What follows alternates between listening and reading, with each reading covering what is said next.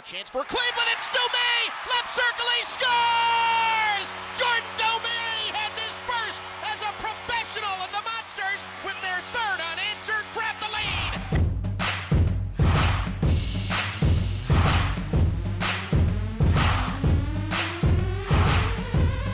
How about that debut for Jordan Dumais? His first couple of games in over 400 calendar days, and his first two pro appearances net a couple of points, including the game winner in Cleveland's huge 3-2 victory to cap Lumberjacks weekend on February the 1st at Rocket Mortgage Fieldhouse. Hi again, everybody. Welcome to another edition of Monsters OT here on Rock Entertainment Sports Network. I'm Tony Brown. We've got a big show for you, but right off the hop, we are very excited to introduce our new title sponsor of the show, Century Federal Credit Union. Thank you so much to the fine folks at Century Federal Credit Union for bringing you today's and the rest of your Monsters OT episodes throughout the 24-25 AHL season. But as we always do, let's begin the show today with headlines. Well, let's start with Jordan Dumais, because this was a big deal. A guy that was a prolific scorer in the junior ranks with over 320 points in 4 seasons in the Quebec Major Junior League with the Halifax Mooseheads. We wondered, after the long injury layoff, what it would look like when he took to the ice for the first time as a professional, and it was highly impressive, playing on a line with Stéphane Matteau, the Monsters captain, and of course Joseph Lebate as well. Dumais got more and more comfortable as the 2 games went along, and again, through a couple of games, a point-per-game guy as a pro. Not too shabby a start for him after a lot of anticipation, both for the organization and for the player, in leading to his debut. So let's hear from Jordan Dumais after he netted the winner on February the 1st. Oh yeah, I mean, obviously it's been a long 12, 13 months and all, but at the end of the day, I think it's all past me now, and I'm just grateful to be here, and I was excited for this weekend just to get on the ice, but I mean, it was good that we got the win, and it's been a lot of fun for the past 2 days. So I think just trusting the process. I think everything's meant to be, and at the end of the day, I've been looking forward to this for months now, and they finally came, and I try to take the most out of the opportunities. A couple other big headlines coming out of Lumberjacks weekend for the Monsters, as that was such a fun time to celebrate a previous era in Cleveland's long and storied professional hockey history. We got to go to the goal crease now and talk about Jet Greaves. This is a player that's meant everything to Cleveland the last 3-4 seasons now, and he's got basically all the goaltending records in franchise history at this point, as he already claimed the wins record previously. Now he's got the appearance record and the career saves record for the Monsters as well. An icon in the history of goaltending in Cleveland professional hockey history, much less the Monsters. He passed NHL regular Calvin Pickard with Edmonton these days for all of those accolades there. So for Jet Greaves, just adding to his Monsters legacy, which is absolutely profound. Let's also talk on headlines here about Trey Fix-Wolanski. He is one of 3 players that was selected to go to the All-Star game in Palm Desert, California, hosted by the Coachella Valley Firebirds. Of course, he is Cleveland's only physical representative at the event, as Luca Delbel-Baluz was recalled and Denton Mateychuk too. And so they are otherwise occupied. They can't make it out to the West Coast for the All-Star festivities. But Trey certainly did, and he's coming off a nice performance, helping the Eastern Conference win the AHL All-Star Skills Challenge. And of course, coming up on the 3rd of February, the actual AHL All-Star Classic, as the divisions will face off in a round-robin tournament for the champion of the All-Star Weekend. But it's a great showcase, not just for Trey himself, his second All-Star appearance here, but really for the entire league. So much talent, and as we know, it's well over 90% of the players that suit up in the National Hockey League pass through the AHL at some point. So a great opportunity to celebrate both the American Hockey League and Trey Fix-Wolanski, and not, too bad a trip out to the West Coast in the middle of winter here in Northeast Ohio. So good stuff there for Trey. Up next on headlines, let's delve into Lumberjacks weekend, because it was hugely impactful for the fans. Monsters drawing over 15,400 for the first game on the 31st of January, and they bested that with 15,724 fans in attendance for the Monsters' sort of revenge victory over Providence the following night on February the 1st. Think of that, over 31,000 combined fans These are National Hockey League numbers. There is no other way to describe them. The Monsters are doing things within the business, and the fans are doing things in terms of supporting their team that, frankly, have never been done before in the American Hockey League's long and storied history, as Cleveland now averaging over 11,000 fans per game. That is unheard of at this level, and all the credit goes to our fantastic fans. Let's keep things moving now on headlines with an injury update, as the Monsters still without Corson Kuhlmans on a long-term basis here. We know that, and James Malatesta, now having missed 14 games with an upper body injury, still remains out. He was hurt back on December the 28th. Monsters without a couple of key guys in Owen Sillinger and Roman Ashant for the last two Cleveland contests, but the good news is those upper body injuries are expected to resolve, and both players will be back in the lineup for Cleveland, or at least we expect them to be back on February the 7th as the Monsters hit the road in Lehigh Valley coming out of the All-Star break. Let's talk about the division standings now as we cap off headlines here with a little glimpse of how things are rounding out in the North Division right now. Laval has really been on a roll lately at 28-11-2-1. They're on the verge of 60 standings points already, and right behind them, second place Rochester, just a point back. Cleveland currently in fourth place technically, but tied in the point column with third place Toronto, 54 points there for each of those teams, and then Syracuse and Belleville not too terribly far behind as Utica brings up the rear. Before we wrap headlines, let's quickly remind you of the Monsters' next Rock Entertainment Sports Network telecast. It's coming up on February the 23rd. It's a noon broadcast on The Rock, and of course, it's going to be the first game of the season for the Monsters against a division rival in Belleville, so you won't want to miss that. Again, February the 23rd, noon on Rock Entertainment Sports Network. Well, that'll do it for headlines. Lots of shows still coming up. We'll find out who's hot across the American Hockey League with Nick Blazer. Of course, our True North Monsters alumni segment is coming up, as well as an extended chat with Trent Vogelhuber, the team's head coach, as he sat down for an upcoming landscape show, which is presented by Hospitality Staffing Solutions. We'll hear about his Ohio roots and how the Monsters have factored into his career as a professional player and coach. It's all coming up on Monsters OT, only here on Rock Entertainment Sports Network, and presented by Century Federal Credit Union. All right, everybody, we're keeping it clean at Whistle Express Car Wash and getting ready for Lumberjacks weekend. We've got Jock Callender with us. Jocko, thanks for swinging by. Oh, no problem. All right, I always like a car wash. Yeah, for sure. All right, so let's talk a little bit about cars here. So back in the day, you were playing for Muskegon. And the news comes that the team's moving to Cleveland, right? So what were you driving way back in those days? I had an S10, Chevy S10, little one with a topper on it, and then a Camry if we were going out for dinner. Nice. All right, well, let's talk about what you're wearing here now. This is one of your old Lumberjacks jerseys. You got the classic Lumberjacks patch there, and we were just talking before. It goes to show you the condition of the jersey, what hockey used to be like back in the day, and how rough a game it was for a goal scorer like you.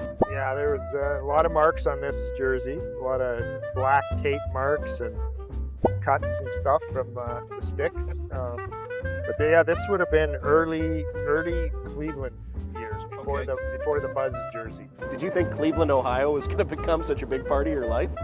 I did not. No, when I was in Muskegon, I didn't know what was next, and then that was kind of a sudden thing too. That Muskegon at the end of that year was. Yeah. We didn't know until late in that year that it was moving to Cleveland. Well, I mean, I just remember hearing stories from you, but from other people that have been around back in those days. I mean, the Flats was hopping. I mean, the Lumberjacks, that was a hot ticket, and some great teams too. Yeah, we had great attendance. It was older guys. Like, yeah. The IHL was kind of like, it was the same level as the American League at that time, but it was more guys that were kind of finished playing in the NHL, and just a sprinkling of young guys, whereas the American League is more young guys on their way up, sort of thing. Lumberjacks weekend, it's always fun to see the old colors and to remember those days. For you, what's maybe like your top memory of playing for the Cleveland Lumberjacks? Well, I think with the year we went to the semifinals, we lost to Detroit Vipers. Yep. We had a great team. I thought we were going to do it. We had experienced finals, going to the finals, winning in the finals, then losing in the finals in Muskegon. But that was our closest shot that year, where we lost to the Vipers, and they ended up winning it, beating the Ice Dogs of Long Beach Ice Dogs. There you go, classic teams. Jock, great time. That'll do it. We're through the car wash. For keeping it clean here at Whistle Express Car Wash, that's Jock Calendar. I'm Tony Brown. We got to get downtown for the game. All right, we'll see you guys next time. Special thanks to Century Federal Credit Union, the new presenting sponsor of Monsters OT. Century FCU is the official credit union of your Cleveland Monsters, with 9 locations serving Monsters fans throughout Northeast Ohio. Welcome back to Monsters OT, presented by Century Federal Credit Union. We've still got a lot to get to on the show, but right now, kind of a special treat. Now, you all know, you faithful Rock Entertainment Sports Network viewers, about The Landscape, which is presented by Hospitality Staffing Solutions. And Trent Vogelhuber recently sat down with me for an extended chat about his time here in Cleveland and his roots in Ohio, as it's been key to his hockey career. So let's take a look at a little preview of our chat with Trent.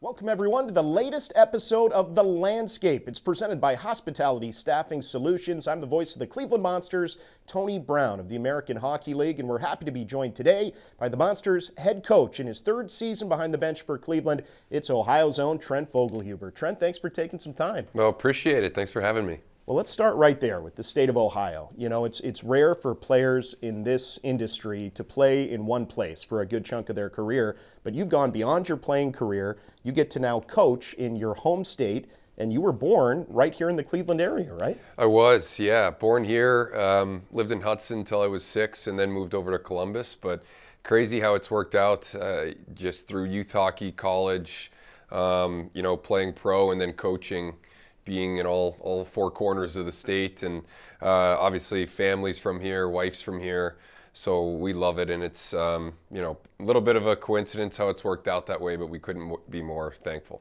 Yeah, it really is unique. I mean, let's go a little deeper on that. You know, born Northeast Ohio, grew up Central Ohio, but you were drafted by the Blue Jackets in Columbus, right, when they were hosting the draft. It must have been kind of a crazy moment. Yeah, it was. 07, God, a long time ago now.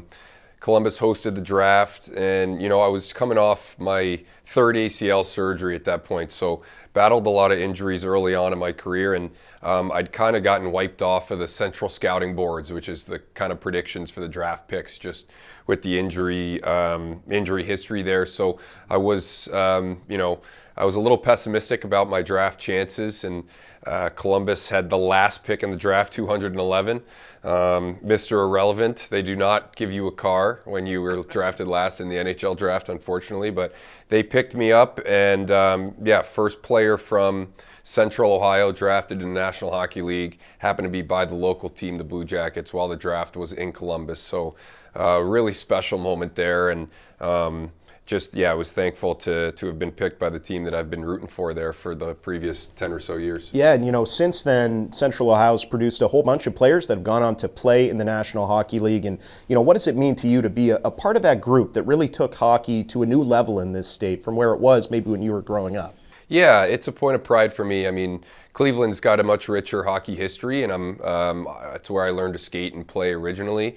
And then having grown up in Columbus, we were taking pretty bad beatings there in youth hockey by the teams in Cleveland and Pittsburgh and Detroit, and then I was on the first junior Blue Jackets AAA team, and we were able to gain some pretty good ground there in the couple years I was there, and just to see the quality of players and quantity that have gone to D1 college, gotten drafted, and are playing in the National Hockey League from Columbus specifically has been pretty special, and it's a point of pride for me to be, the first one drafted from that group, the first one to go to D1 college, and I still have a lot of close relationships with those guys that are still playing today. Well, let's go back to your college years at the University of Miami, Ohio there, still in the great Buckeye State. But what did that time mean to you? It obviously put you on a path for your career here, but what makes that program so special to you?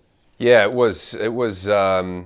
We had some real good years, 4 years there, NCAA tournament, all 4, Frozen Four twice, national championship once, lost in overtime there. So, and our teams were incredible. We had a ton of guys go pro, guys from my teams that are still playing in the National Hockey League, and just taught me how to be a winner and how invested you have to be in your teammates to have success. Some of those guys are still my best friends in the world, and 4 of the best years of my life for sure at Miami down there, and ultimately helped me to get to where I am today. Obviously the playing career, but the tools that I still use today, and as far as coaching. Welcome back on Monsters OT, presented by Century Federal Credit Union here on Rock Entertainment Sports Network. I'm Tony Brown. Still to come on the show, we'll check in on our Monsters alumni segment, which is presented by True North Convenience Stores. But right now, it's time to catch up with Nick Blazer. The Monsters social media manager will tell us who's hot across the American Hockey League.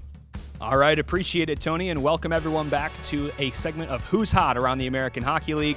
I'm Nick Blazer, diving right into things with the Atlantic Division. The Springfield Thunderbirds taking the team to watch spot in their last 10 games, 7-2-0-1 with a 5-game point streak, currently 4-0-0-1 throughout that stretch, dating back to January 18th. Currently sitting in 6th place in the Atlantic Division, 10th in the Eastern Conference at a record of 21-17-2-2 for 46 points, and are currently tied with Syracuse in the Eastern Conference.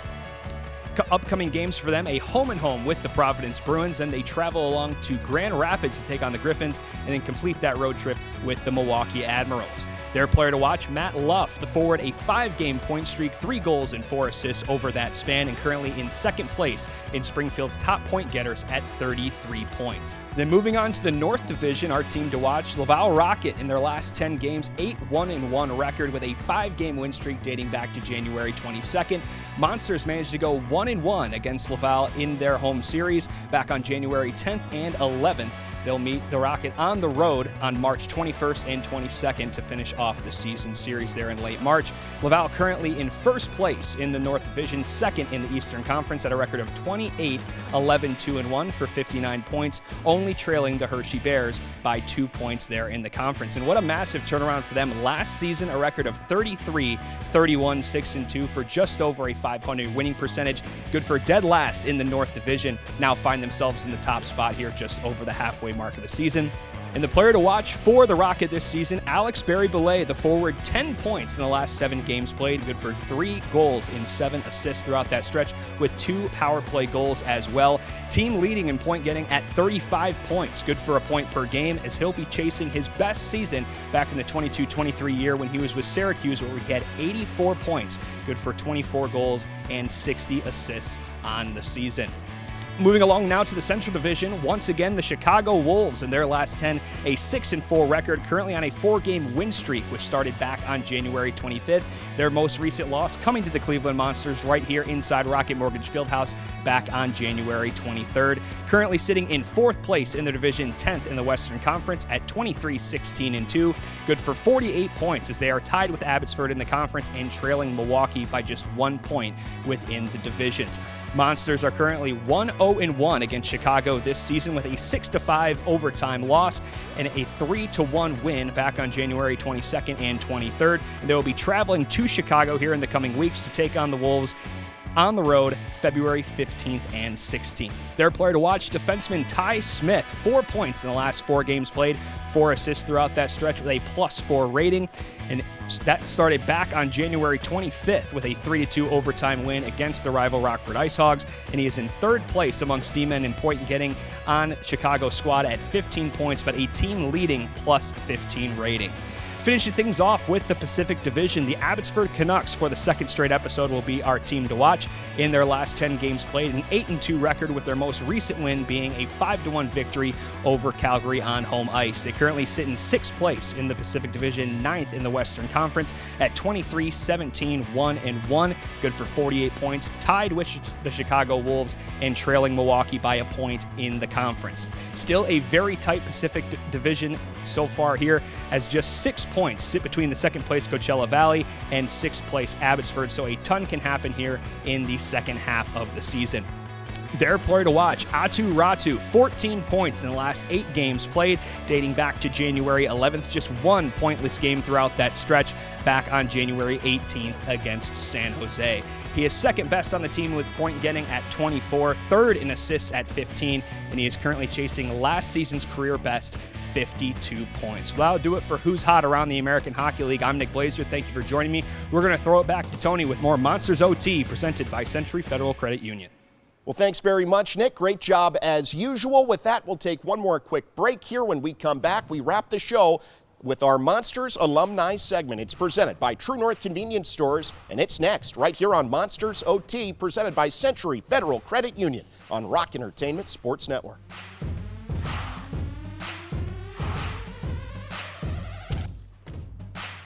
Welcome back, everybody. One last time on Monsters OT. It's presented by Century Federal Credit Union, only here on Rock Entertainment Sports Network. Tony Brown back with you for our Monsters Alumni segment, which is presented by True North Convenience Stores. Fast, friendly, clean. And today we're looking to the goal crease at Sammy Idacalio. Now, here's a guy from the era of Monsters hockey in which the team was affiliated with the Colorado Avalanche, but he played 3 seasons with Cleveland and was really the backbone of the team from 2012 to 2015. A great American League career spent completely with the Monsters, 79 appearances over those 3 seasons, and of course a long playing career in his home country of Finland in Liga, which is the top pro league over there. He helped his team Karpat claim the league's bronze medal back in 2015-16, currently competing professionally in Slovakia. Longtime Monster fans definitely know the name, the great Sammy Idacalio. He is our Monsters Alumni segment spotlight this week, courtesy of our friends at True North Convenience Stores. Well, that'll do it for another edition of Monsters OT. Lots of thank yous to hand out. First and foremost to our new title sponsor. Thank you so much for coming aboard. To Century Federal Credit Union. Of course, thanks to Jeremy Hawks, to Leo Simone, the rest of our outstanding crew. For Nick Blazer, I'm Tony Brown saying thanks for watching, and we'll see you next time only here on Monsters OT, presented by Century Federal Credit Union on Rock Entertainment Sports Network.